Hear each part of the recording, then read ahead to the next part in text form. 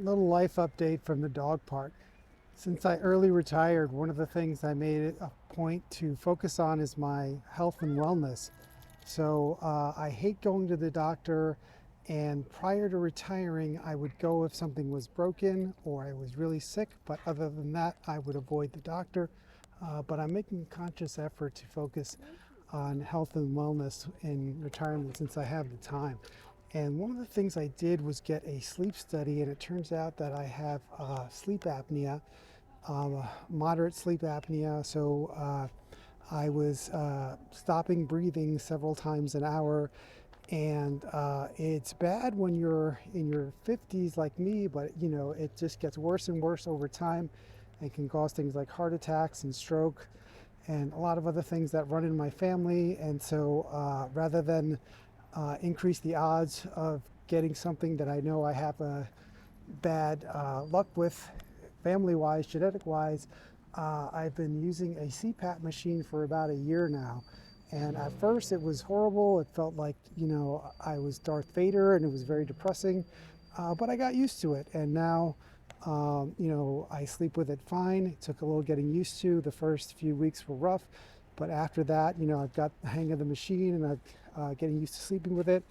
And then I have one that I got through insurance. And then I found the same model, but older and used on Facebook Marketplace.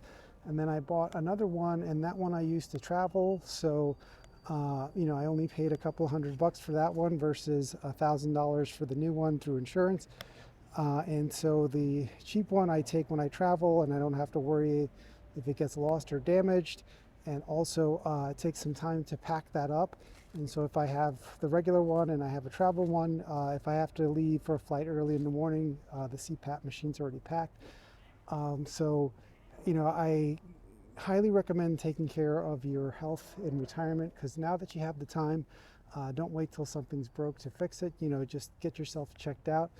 And another thing I got checked out was my blood sugar. So last year I got a reading that was higher than I liked, and I have a phobia about needles, so I hate going to get blood work. But this year, as I said, I'm making it a priority. So I did get blood work, and I got the same bad results. It said I was pre-diabetic. And also, this is something where genes come into play, and you have to take into account your genes. Do you have a history of Alzheimer's? Do you have a history of heart disease? Do you have a history of high blood pressure? And sort of play defense on that. And unfortunately, this is something that does run in my family. And I remember my grandmother, who was a wonderful woman, had this, and she, when her husband died, she had remarried. She wasn't taking as good care of herself as she should, and started having circulatory issues. And then by the time one of my uncles checked on her, there was something going on with her feet. And then, they took her to the doctor, and they had to amputate both her feet below the knees. And, she was always an independent woman, and, that sort of took a lot out of her. She became depressed and, passed away shortly after that. So I don't want that to be my fate. So, I'm here. I walk to the dog park instead of driving here, and my dog, gets her exercise in. I get my steps in.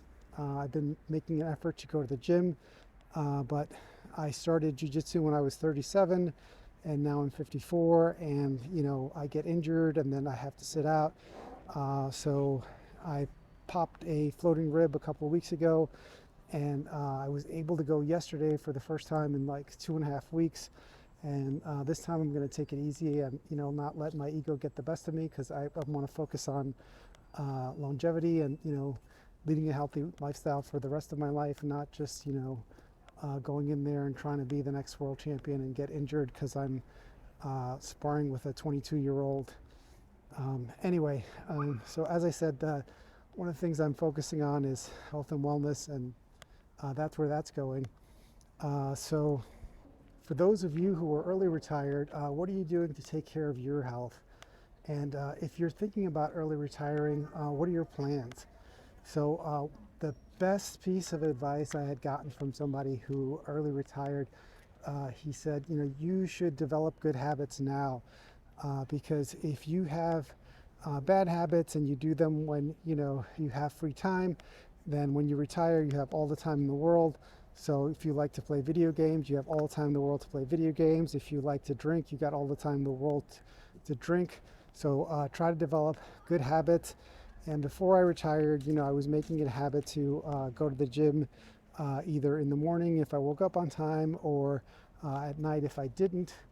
And I had already started eating healthier, although my blood sugar didn't reflect that.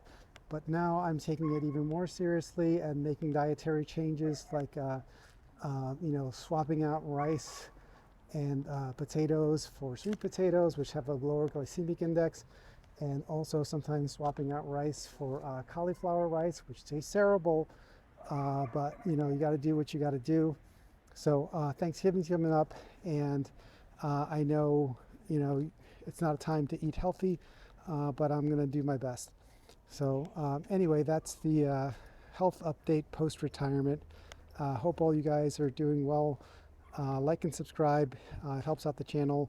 And as I said, let me know what health issues you're dealing with post-retirement, or if you're not retired yet, what are your plans to tackle that and to sort of overcome your genes. All right. Have a great day, everyone. Talk to you soon.